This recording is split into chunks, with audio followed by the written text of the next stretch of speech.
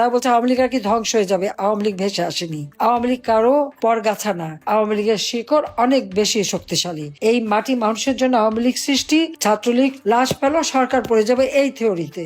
এই হত্যাকাণ্ড আমরা ঘটাইনি। খুনি ইউনূসের বিচার করতে হবে। আমাদের হাজার হাজার মানুষ হত্যা করেছে, পুলিশ হত্যা করেছে, তার বিচার একদিন ইনশাল্লাহ হবে। তারা এই যে আবু সাইদ, মুগ্ধ থেকে শুরু করে যে কটা হত্যাকাণ্ড, আমি তো বলবো প্রত্যেকটা হত্যাকাণ্ড ইউনূসের এই বাহিনীর করা, তার সন্ত্রাসী বাহিনীরা করেছে, লাশ পেল, সরকার পড়ে যাবে এই থিওরিতে। এই হত্যাকাণ্ড আমরা ঘটাইনি। যখন এই হত্যা হয়েছে আমি জুডিশিয়াল ইনকোয়ারি কমিশন করে দিয়েছি। কমিশন কাজ শুরু করেছিল, সেই কমিশনকে কাজ করতে দেয়নি। এখন আমি বলবো ওই কবর থেকে লাশ তোলা হোক, বিদেশে এক্সপার্ট এনে ফরেন্সিক করা হোক, সত্যটা বেরোয় যাবে এই হত্যাকাণ্ডগুলি তারা কে ঘটিয়েছে। প্রত্যেকটা হত্যাকাণ্ডের দায় দায়িত্ব ইউনূসকে দিতে হবে। যত ছাত্র হত্যা যা করবে, আমাদের মামলা তো দিয়ে যাচ্ছে।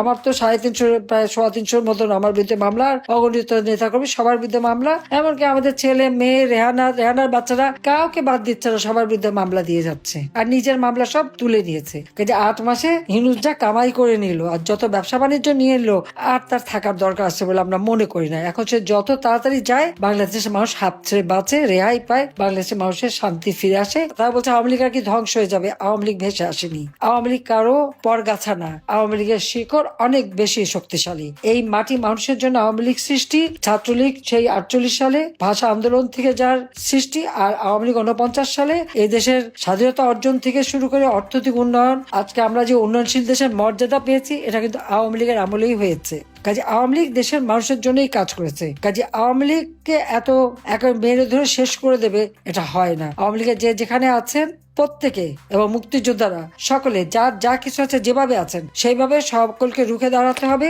এবং এই একটা ফ্যাসিস্ট, ক্ষমতার লোভী, অর্থ লোভী খুনি ইউনূসের বিচার করতে হবে। আমাদের হাজার হাজার মানুষ হত্যা করেছে, পুলিশ হত্যা করেছে, তার বিচার একদিন ইনশাল্লাহ হবে। এবং যেভাবে নির্যাতন করে করে মেরেছে, যে নারী ধর্ষণ, শিশু ধর্ষণ, প্রতিদিন কেউ কথা বলতে পারবে না, সমস্ত মিডিয়া তো তার কন্ট্রোলে। কেউ কথা বললেই পোড়াবে, নয়তো জেলে দেবে, নয়তো মারবে। কি সুন্দর দেশ চালাচ্ছে।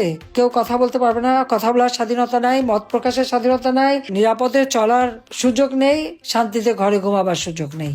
যখন তখন বাড়িতে ঢুকে ডাকাতি, যখন তখন মারা, রাস্তার মধ্যে হেঁটে গেল সেখানে।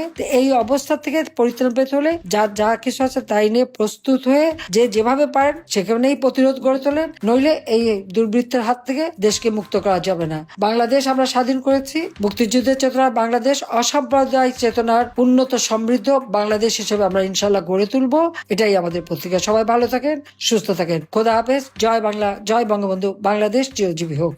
তারা আবু সাইদ, মুগ্ধ থেকে শুরু করে যে কটা হত্যাকাণ্ড, আমি তো বলবো প্রত্যেকটা হত্যাকাণ্ড ইউনূসের বাহিনীর করা, তার সন্ত্রাসী বাহিনীরা করেছে, লাশ পেল, সরকার পড়ে যাবে এই থিওরিতে। এই হত্যাকাণ্ড আমরা ঘটাইনি। যখন এই হত্যা হয়েছে আমি জুডিশিয়াল ইনকোয়ারি কমিশন করে দিয়েছি। কমিশন কাজ শুরু করেছিল, সেই কমিশনকে কাজ করতে দেয়নি। এখন আমি বলবো ওই কবর থেকে লাশ তোলা হোক, বিদেশে এক্সপার্ট এনে ফরেন্সিক করা হোক, সত্যটা বেরোয় যাবে এই হত্যাকাণ্ডগুলি তারা কে ঘটিয়েছে।